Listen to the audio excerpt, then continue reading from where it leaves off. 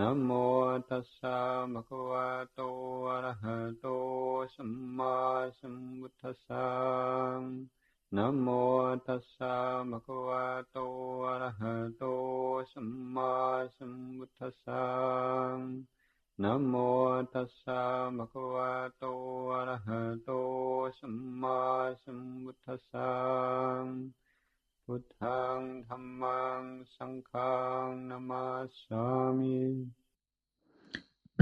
In Thailand, the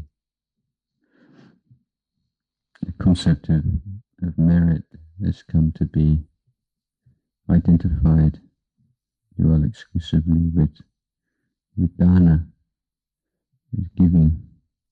So that when people talk about going to Tambun, in a monastery, they generally mean they're going to offer dana. There's a teaching of the Buddha which is very significant, in which the Buddha says that the merit to be gained from a single moment of peace or a finger snap of peace in the mind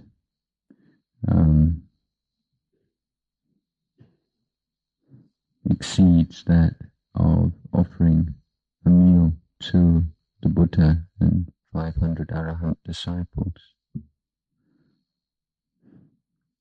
So boon or merit is something which purifies the mind, the mental continuum. The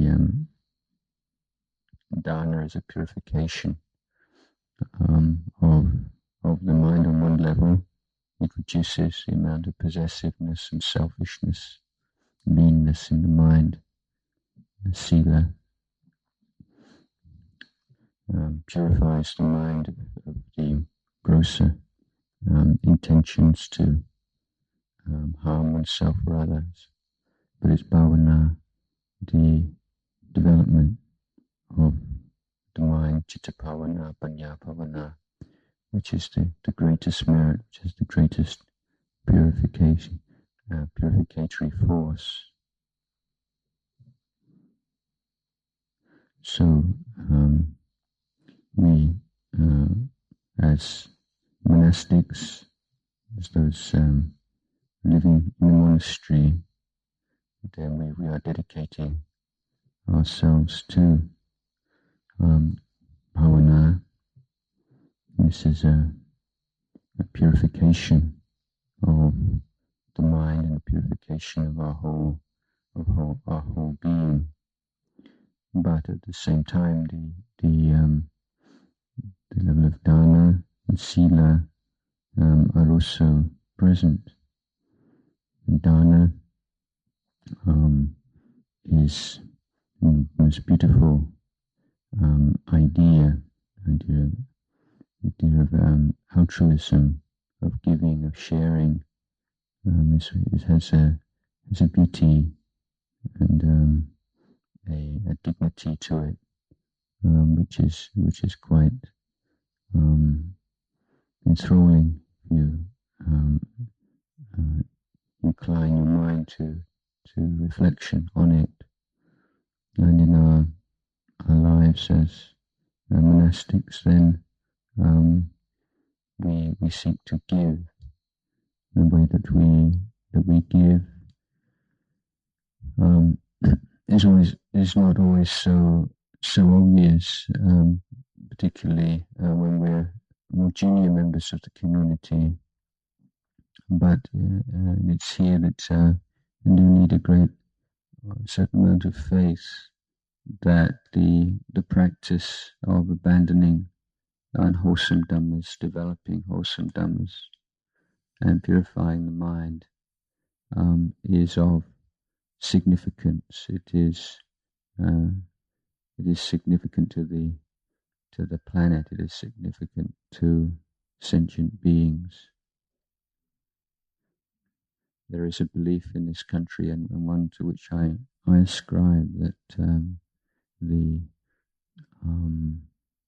well-being of this country is due in no small part to the merit that has been accumulated by Thai Buddhists over many hundreds of years.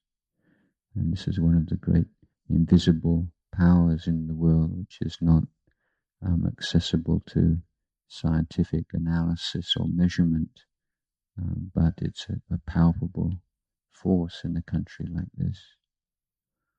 And the goodness and the spontaneous, unthinking generosity which one comes across so often, not unthinking in the sense of ignorant, thoughtless, but just a natural overflowing outflowing of goodness, which comes from the practice of dana for over many generations. And as monastics, we give by receiving, and we act as fields of merit. And many times the Buddha encouraged us as monastics to think, how can I practice in such a way that those lay supporters who supply me with the 4 requisites will get the maximum amount of merit. So there's a very important principle involved here, in that how we use the 4 requisites directly affects those people who offer them. That the more purely and that we use the requisites with wisdom, understanding, restraint, then the more merit that the donors make. So we are directly giving to our lay supporters through the purity of our intention, the integrity of our practice. So there's a close, rather mysterious connection. And so, in many ways, we are giving through taking, but it's not just a taking without any recognition or taking for granted what is given to us, but we purify the offerings through the diligence and integrity with which we use what is given to us. So our whole practice is a giving. It's a giving to our lay supporters. It is a giving to the society in which we live, and it's a giving, an offering or a puja to the Buddha, Dhamma, and Sangha. The Buddha said there are 2 kinds of puja, 2 kinds of worship: worship with material things, worship with flowers, incense, candles, and so on. And there is the worship with practice, and it is the worship with practice that the Buddha values and praises. So our efforts to maintain this continuity of mindfulness throughout our day, to put time and effort into sitting meditation and walking meditation throughout the day, throughout the first and last watch of the night. This is our offering. This is a dana. This is a puja to Buddha, Dhamma, and Sangha. This is an expression of gratitude. I find somewhat sobering, or to consider what my life might have been if I had not met the Buddha's teachings at such a young age. And so this is the saving grace of Buddha, Dhamma, Sangha.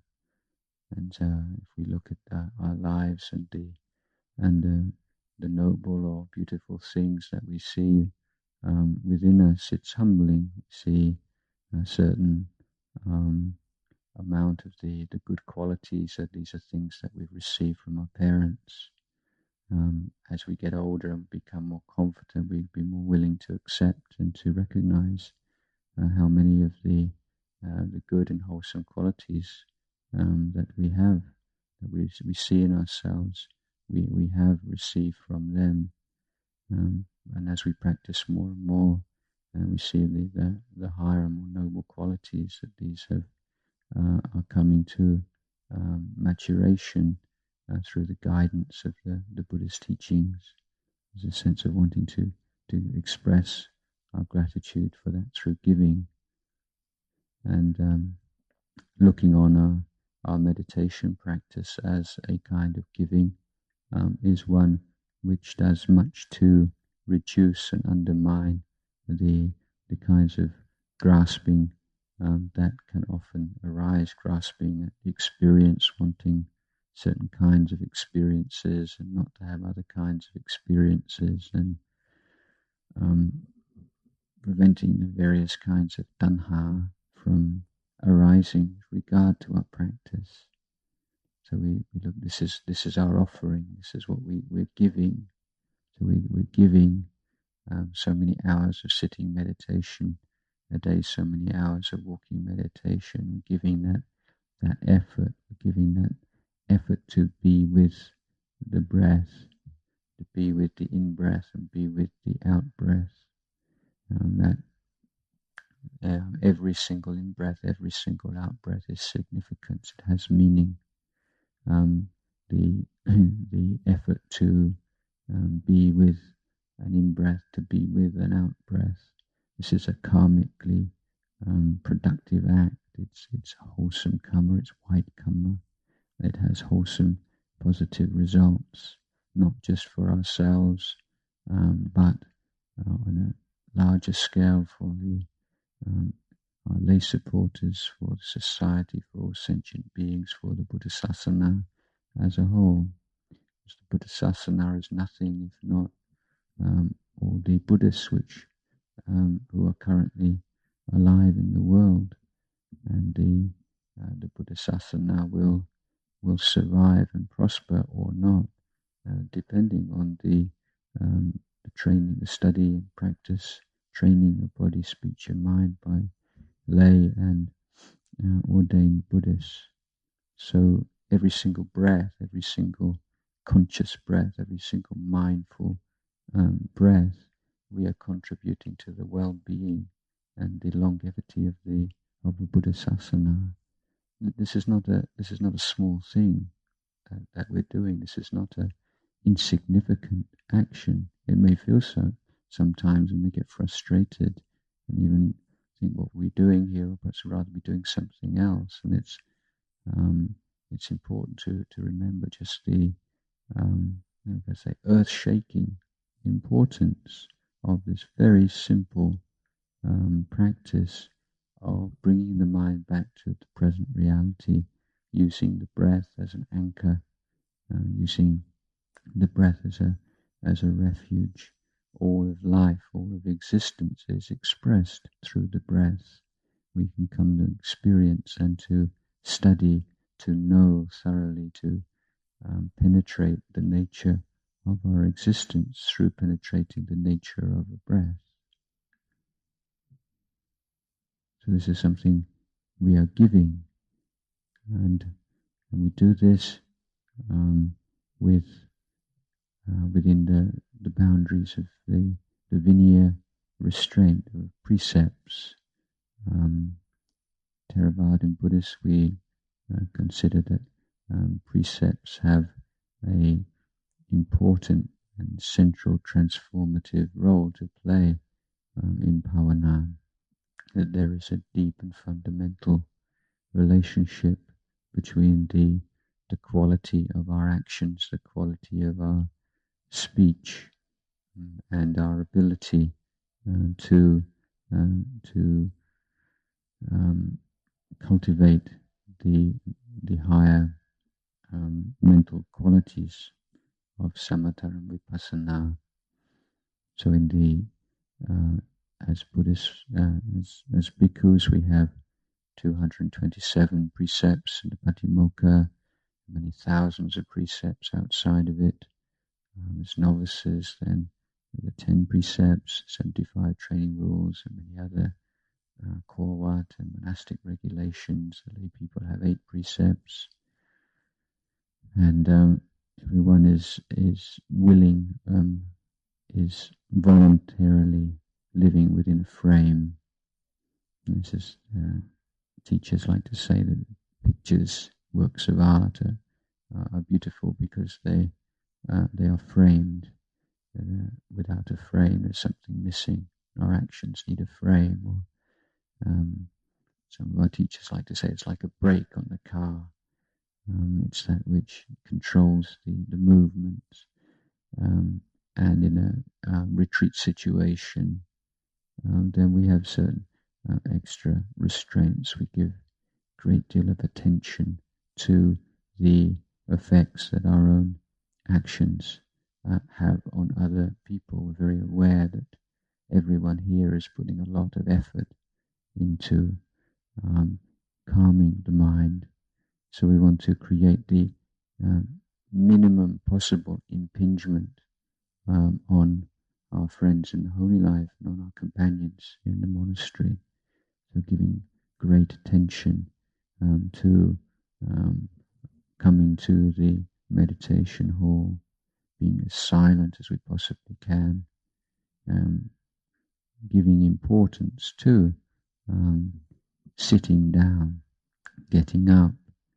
As monks, we have there's a regulation. If we have hard objects, a cup or a torch or anything that we carry in our bags, and they should be wrapped in something soft so that they don't clank against each other. And that if we have anything hard at all, if we put it down on a hard surface, and we give great attention not to make any noise, to put something underneath it. So making silence, quietness, non-impingement on others as the point for mindfulness. And was reminding ourselves, of course, that meditation is not something which is confined to a particular posture. It's not that we only meditate once we're sitting cross-legged on our asanas, or while we're walking formally in meditation.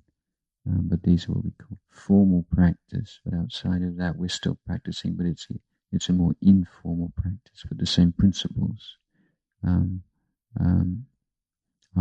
present. And in the retreat situation, out of respect, out of our compassion for others, then we try to not impinge on others, to be punctual for the meetings, to be quiet, not to make loud noises. If we're getting up or sitting down, be careful not to clumsily knock things over or to bash things around.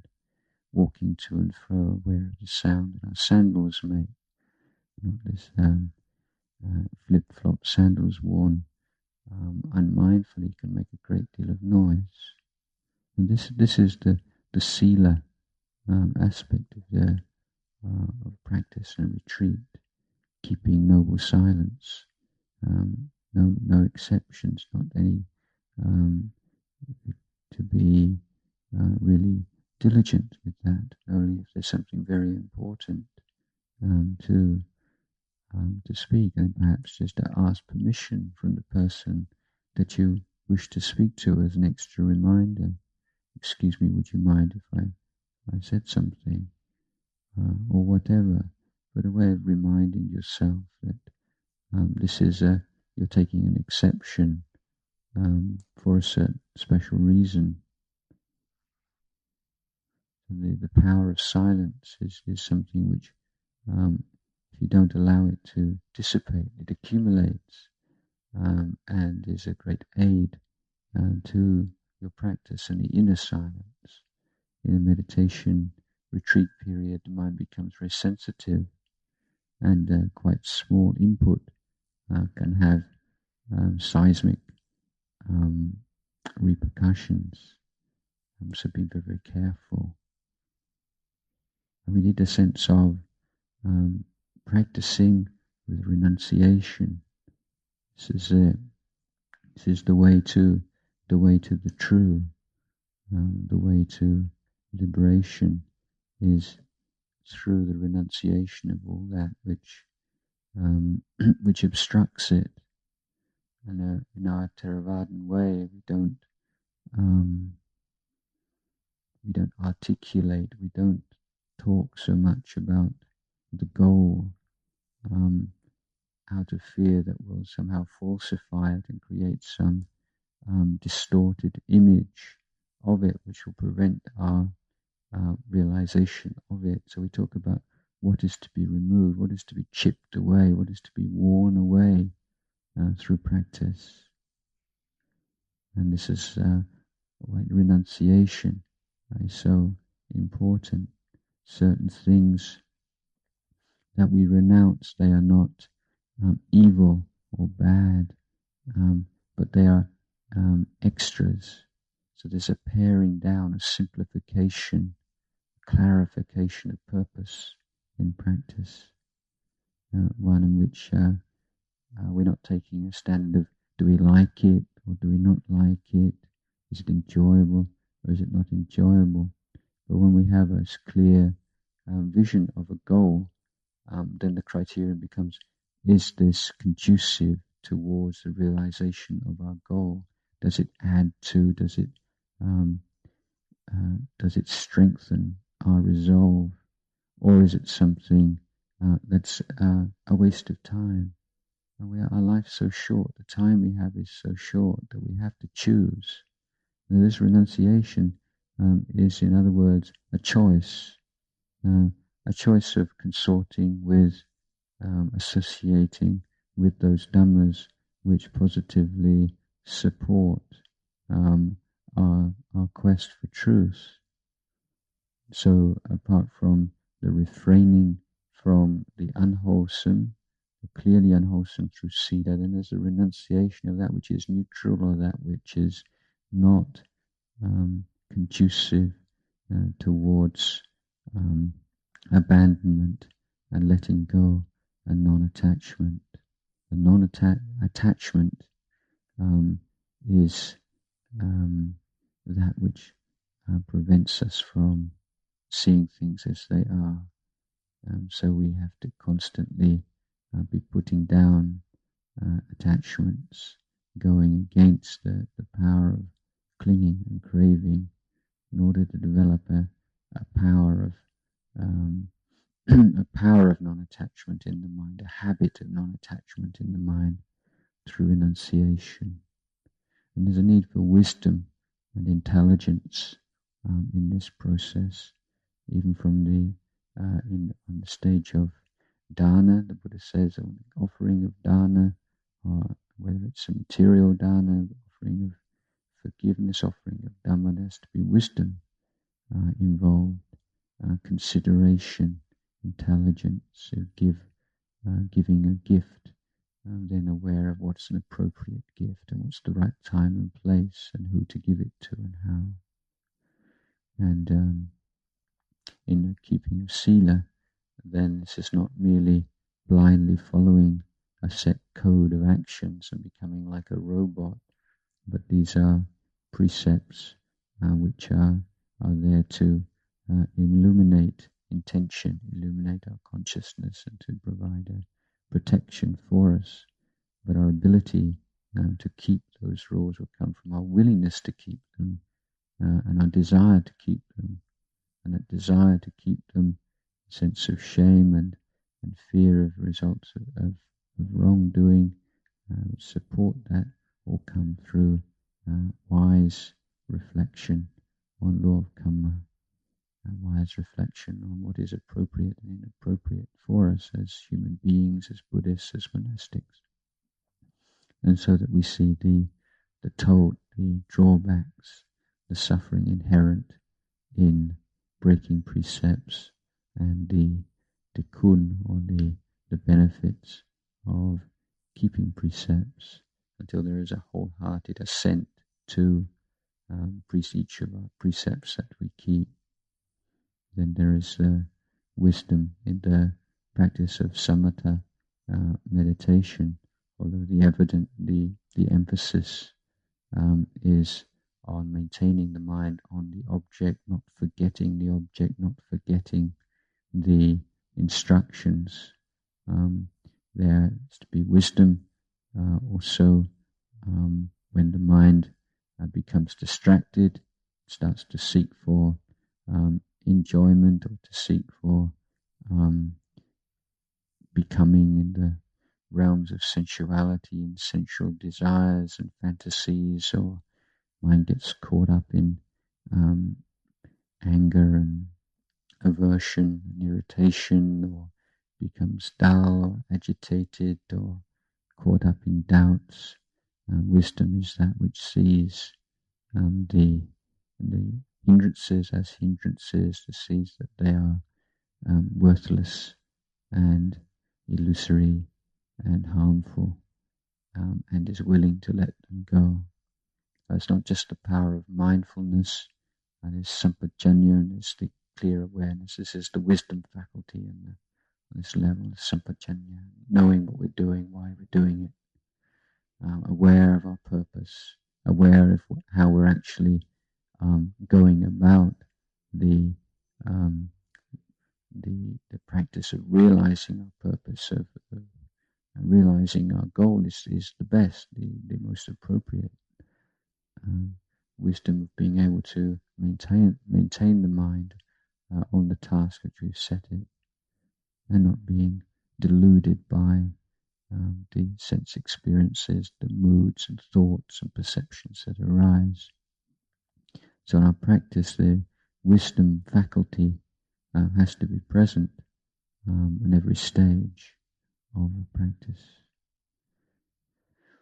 And we need, of course, a great patient endurance, enduring the constant mind, the mind which is not so swayed by the successes and failures that we encounter. Even in one day, there can be quite a lot of ups and downs, and enduring through them, enduring, not allowing the mind to get carried away with positive emotion when something's going well, and with negativity when it's not. Being able to endure through physical discomfort of heat and cold and thirst and hunger, discomfort of mosquitoes, and discomforts of physical pain and sitting, and having that willingness to bear with things that we don't like, and not instinctively judging whatever we don't like as being wrong or bad, merely because it's something that we find unpleasant, because even a cursory examination of our experience in life reveals that many things which we find unpleasant at the time of contact with them are in the long run for our own good, and similarly things which we find pleasant at the time that we experience them in the long run can lead to our wrack and ruin. So we cannot take the feeling, the vedana that arises, or even the interpretation of the vedana, as a sure guide to conduct, and it's not something we can put too much store by. So we endure with the difficulties and the discomforts, and the ability to endure is greatly enhanced by the recognition of patient endurance as great merit in our lives, and a great possession. This is a noble possession of the mind. It's of great value to us. So it's not just to grit your teeth and grind it and get by, but there's actually a beautiful and noble quality in the mind growing through that kind of constancy And the times when the mind is rouse energy. This energy comes through energy, through rousing energy. Energy becomes present. It's not that you either have energy or you don't. It's not purely a physical phenomena. You can see that in times of danger or when something really desperately needs to be done, that we find all kinds of reserves that we didn't know we had, and that ability to tap into that kind of energy. And when the mind starts to get dull and dreary, finding a way of putting forth effort and energy, finding a vigor and a vim in our practice. This is a skill to be learned. It's something which brings the spiritual faculties to growth and maturity. Having a sincerity in practice, not dithering and playing around with this practice, committing oneself wholly, as they say, immersing oneself in the sea of Buddhism. If you do half-hearted practice, never gets anywhere. This is something which can only be developed with this completely wholehearted, whole-minded, full-on approach to practice, and that full-on, complete dedication to practice is the quality that you see in the Patipatā or the way of practice of our great teachers, whether it's Ajahn Chah, Chamrab, Ubon, or whoever. You see this total sincerity, absolute one-pointedness in their efforts, using adhitthana to cut through doubts and just to come what may, I'm going to do this. Not making adhitthans which are impossible to realize, not being too idealistic, knowing your limitations, knowing your capacity, but making vows which bring out the best in you. And right from very basic level, when I was young monk, most of us, so I remember we used to make vows that if we didn't get up in time for morning chanting, then we'd fast that day. And that was just a general practice in this monastery for many years. If you didn't make it out for morning chanting at 3:30, you didn't eat that day. And most of us did that as a way of using this adhitthana to cut through that kind of laziness or reluctance, and to bring forth some energy. You make adhitthana, and means vowing. This is a concentration of the energies of the mind also. And there's a balance with those kind of harder or more forceful kinds of dhammas in the mind. You need the metta and kindness to yourself and kindness to others. And just as a parent's kindness to its child doesn't mean just giving the child whatever it wants, because the child soon becomes spoilt that way. Then our kindness to ourselves and to others is a wise kindness. It's a kindness in which we recognize that which is most beneficial to ourselves, and we wish that for ourselves. And in a meditation, then wish yourself peace, wish yourself freedom from hindrances, wish yourself the fruits of the holy life, wish yourself the true happiness of freedom from defilement and suffering, and wish that for others. And use this in conjunction with the breath. Feel the peace and tranquility and goodness entering entering our body and our being together with the in-breath. Focus on the in-breath in the chest area. Just feel this warmth and light and goodness entering into every pore of our body with the breath. And then spreading that warmth and goodness and kindness and peace out to all sentient beings with the out-breath. And being kind to ourselves, forgiving ourselves for not being perfect, for making mistakes. And but that's not condoning our imperfections or our mistakes, but being willing to start afresh and being willing to give others the opportunity to start afresh, not fixating on old faults and imbalances, but wanting to go forth. This is our whole life as a monastic, is a going forth. This is the pabbaja, going forth from the worldly state to the transcendent state. And this is a kindness that we have. We're willing to go beyond. And finally, we have developing more and more this equanimity. And this is pure mindfulness is purified through equanimity.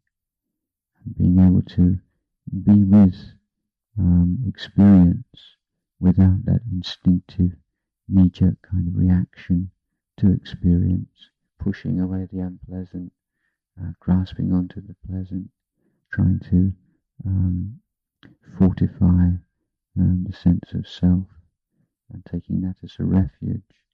As through our practice, as we develop the mindfulness of the breathing more and more, then there is a calmness and a tranquility coming, and as the sense of calm develops, then it's that calmness that we can resort to and to dwell in, and then the mind loses that readiness and hastiness in its response to sensory conditions, and be able to see things right through their whole process of their arising and passing away, moving away from fascination with the content of experience to a cool, clear appreciation of the process of experience, the rising and the passing away. And this is how the letting go of phenomena starts to take hold and becomes more and more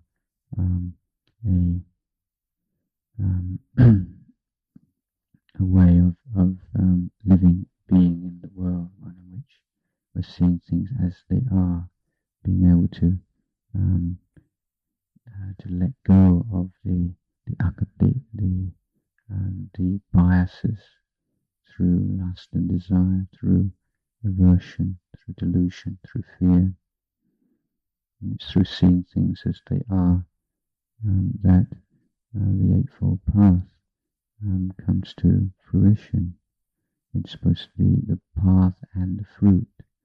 So the fruit of the practice is seeing things as they are, and our path, moment by moment, is using the various powers, the power of dana, of the restraint of sila, renunciation, wisdom, and patient endurance, and effort, and integrity, sincerity, and adhitthana, metta, upekkha, to lead us towards the truth of things more and more. We dwell in truth. Dwelling in truth is dwelling with the Dhamma. So I would like to offer these few reflections for you this evening.